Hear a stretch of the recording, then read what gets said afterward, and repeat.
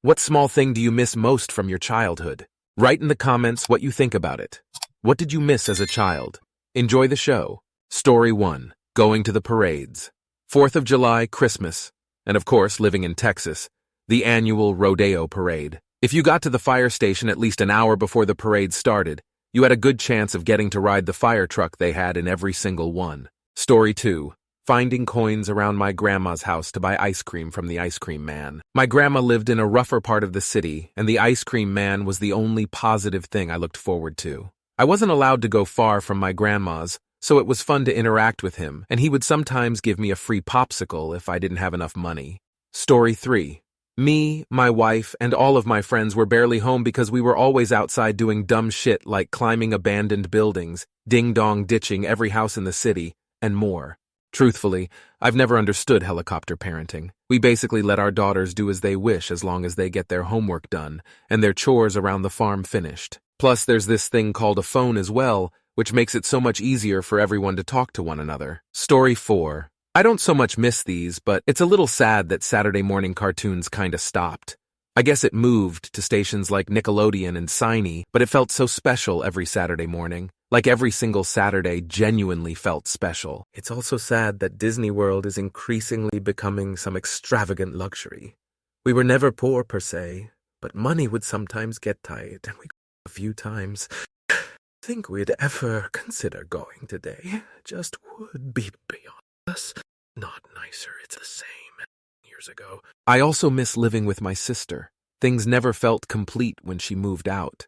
Nothing dramatic, she just went to college. Story 5. I was abused as a child, so severely that Child Protective Services took me away from my parents. Thinking about anything I enjoyed immediately provokes the memories of how it was used to harm me, mental and/or physically. I imagine it's like what an amnesiac experiences. Fragments that slip away, leaving pain, confusion, and distress. Story 6. Small things people would do for me, mostly my parents. When my dad woke me up in the morning, he'd hand me a wet rag to wipe the crust off my eyes, and when he picked me up from mom's on custody switch days, he'd have gotten hash rounds for me and drawn little smiley faces on them in ketchup. My mom made my dinner for me and would bring it to me. On important days, mom would leave a full breakfast with a cheese omelet, bacon, fresh fryut, and pre-poured orange juice for me with a good luck note. I saved all the notes and keep them in a box in my room along with birthday cards and such. Having someone to care for me while I'm sick, and to sit with me while I cry and throw my guts up from a stomach bug. It's not so much the actual thing being done. I could acidly pour my own orange juice and can wipe the crust out of my own eyes, but just that someone cared enough to do that someone was thinking about me that much, and just the feeling of being alone when I have to do everything for myself because there's no one living with me to do any of it for me. It's just that someone cared that much about me to do small things to try to make me happy, you know? Story 7. I used to go off by myself and climb the tallest tree I could find. I would go all the way up and hang out by myself for hours. Sometimes I'd take rice cakes or other snacks up there. I would just look down at the earth and self-reflect. I had a vivid imagination and still do. Looking back, I was probably trying to escape even if what I was doing was on a subconscious level. My parents split when I was 4 and my sister always got preferential treatment. I've always felt alone, but I got used to it and eventually flourished that way. I live alone to this day. Still, I miss climbing the trees and feeling the breeze and hearing the wind, looking at birds and getting sap on my hands. Story 8. I guess I miss the lack of debt and responsibilities, but I have a job and a car and I can go where I want to if I just wait till I get off of work. I miss spending time with the parts of my family that liked spending time with me. Like the one birthday, 15th, when we went to go to a place they told me I would like, a retro McDonald's, and I got to spend a whole 2 hours with my family, without them making it about themselves for once. After that, I was never home for my birthdays. It would just be me setting myself up for disappointment. Story 9. Just being able to relax and enjoy doing something without feeling like I should be doing something productive or chores. When I was a kid, I used to get a snack and a book and sit in a lawn chair in the backyard for hours during the summer. Tried it just yesterday. It was nice out and I thought I'd spend the whole afternoon lounging outside in the yard with a book. Just like old times. I managed to read a chapter, but then I started thinking about watering the garden and weed whacking and organizing those papers on the kitchen counter, and I should really get a load of laundry started in the machine. It's the same with other hobbies. I can't zone out for hours doing the fun stuff because everything else in my life will fall behind. I do make time almost daily for reading and/or other hobbies. I'm very stubborn, carving out time for those things that add quality to my life. Story 10, Sleepaway Summer Camp. It's this indescribable nostalgia and bliss. No phones, worries about money, no family or friend troubles, just being put in the woods with a random group of kids you'll grow so close with and never see again. What I hold close the most was these weirdly quiet moments, though, walking back to the cabin at night, up a long, winding path surrounded by trees, the dark, and nature. It wasn't perfect, but oh my God, what I would give to relive it. Story 11. There was a particular brand of frozen pizza that was IMO perfect when I was a kid. I like my pizza with a decent thick crust, enough to hold on to, soft but not soggy, etc. And this pizza checked all my boxes. Pair that with Revenge of the Sith on DVD, and that was a 10-10 night for me as a kid. I can't remember what kind of pizza it was, and I've never been able to find it since. Maybe the brand is gone, maybe the recipe has changed, or maybe the stores by me don't carry it anymore. I know it wasn't DiGiorno or Red Baron. It might have been Jack's. That packaging looks familiar, but Jack's sucks now. The crust is like a pathetic cracker. Story 12. Having no cares in the world. It's a feeling I think every child should experience. No worries about how your parents will pay the bills, what you have planned for the day, what you'll eat today or tomorrow, etc. Just being able to lie down on the floor, stare at the ceiling and feel that everything is really good. I guess the feeling I'm trying to describe is being blissfully unaware. It's something that can't be afforded as an adult. Story 13. Just hanging outside. When I was a kid, we were all outdoors playing all sorts of games. Even the adults would be sitting on the benches, playing cards or chess, sometimes even teaching us. It just had this feeling that whenever you wanted to socialize, you just headed outside. It feels so more complicated today to get together. Story 14. I miss summer nights chasing lightning bugs.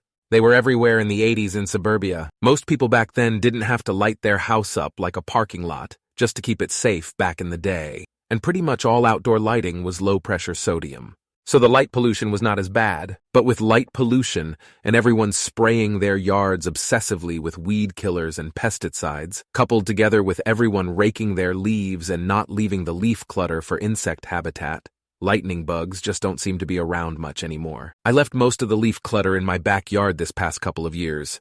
The area around my house right now is lightning bug central, and it's amazing, but it's still not like what it was back in the day. There were so many you could catch them in mason jars without any trouble whatsoever. And summer nights were just magical whenever you were outside with your friends, playing flashlight tag after supper. Edit. I also miss camps, basketball camp, baseball camp, golf camp, summer camp, vacation Bible school camp. I know my parents were just putting me in these things, 'cause it was cheaper than hiring a sitter. But I genuinely loved going to all those camps, meeting new kids, and just having a blast. Yeah, the first day was nerve-wracking because as an introvert, I was afraid to get out of my comfort zone. But you eventually would make friends. The best was basketball camp. I'd get dropped off an hour earlier than everyone else 'cause my dad was headed to work. So I'd be essentially alone in the gym with that big net machine that you would put under the basket. Then the ball would fall and roll back to where you were shooting on rails. That hour of solitude in the gym was the best. Story 15. The local movie theater. Used to do kids' matinees every Saturday afternoon, whatever G-rated kid-appropriate movie they could get. And after the first reel, they would stop the film and draw a ticket from a ketchup can, and the winner would get a toy, likely from the toy department in the hardware store across the street, or some promotional material. Sometimes kids just showed up for the prize. I won a Spider-Man bank and 7-Up posters of Wayne Gretzky. Story 16. Feeling like all my magical dreams could and would come true.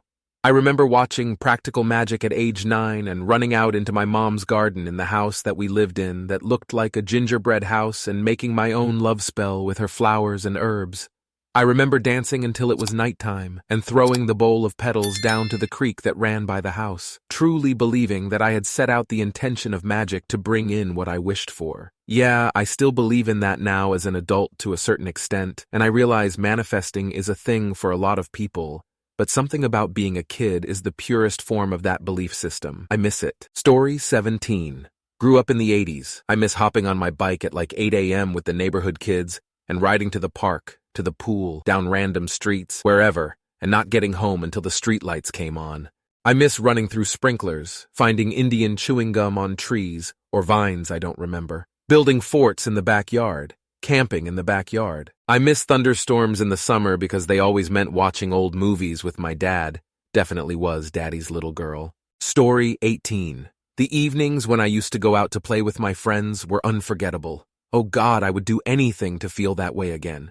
The stress-free adrenaline rush, the friendship, the fresh air, the games that felt so much more important than they actually were. Coming home drenched in sweat, taking a refreshing cold shower, and then drinking a glass of lemonade. Those memories are pure bliss. Writing about this brings a warm, nostalgic feeling. Story 19. I have 4 siblings. We didn't have much, and sometimes our house was like a war zone. My parents' marriage should not have produced so many kids. I used to love sitting in front of the telly on a Sunday evening when a new episode of The Simpsons would air and we'd all watch it and laugh together. It was the only time we all focused on a good thing together.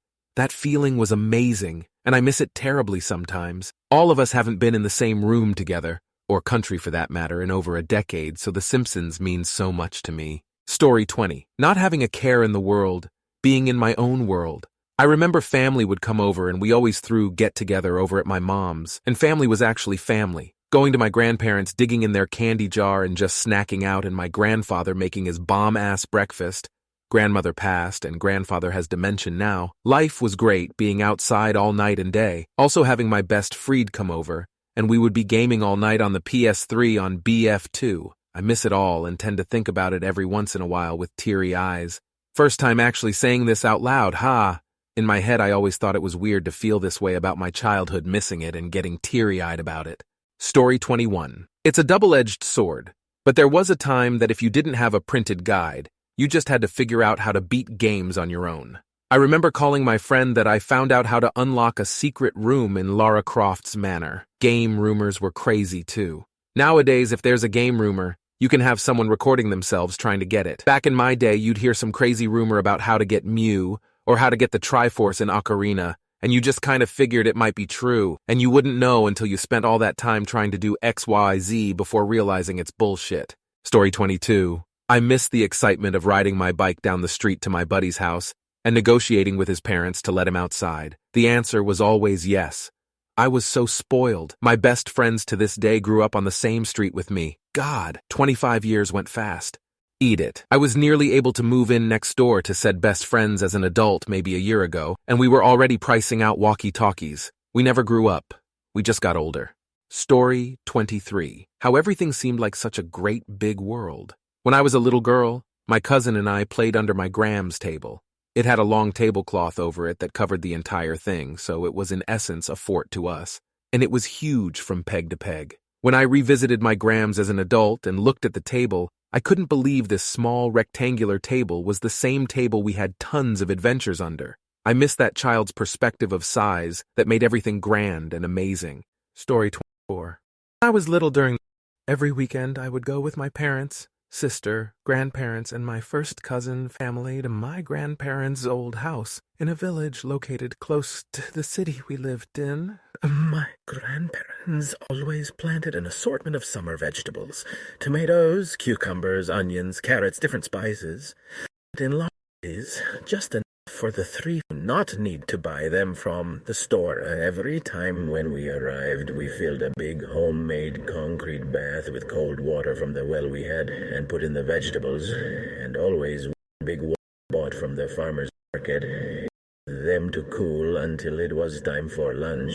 Everyone working and helping, but at noon, stopping what they are doing, and lunch was prepared. These family meals are one of my beloved childhood memories, with the most delicious food I have ever eaten. In the present, grandparents have passed away.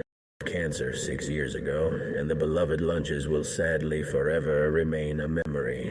Obligatory non-native English speaker. Story 25. Having no siblings around, I grew up away from them and I didn't know they even existed. Those 16 years were the most beautiful memoir I could ever tell, and I hope to be in those moments again. Unlike now, my mind is all over my sisters and brothers who have the worst attitude. I don't know how did my parents discipline them, but I could tell they didn't grow up with decent attitude. I was never shouted with my grandparents' hands, but here, there's no single day without any one of them shouting. I'm so done. Thank you very much for watching. If you liked the video, like it. Be sure to write comments and share your stories.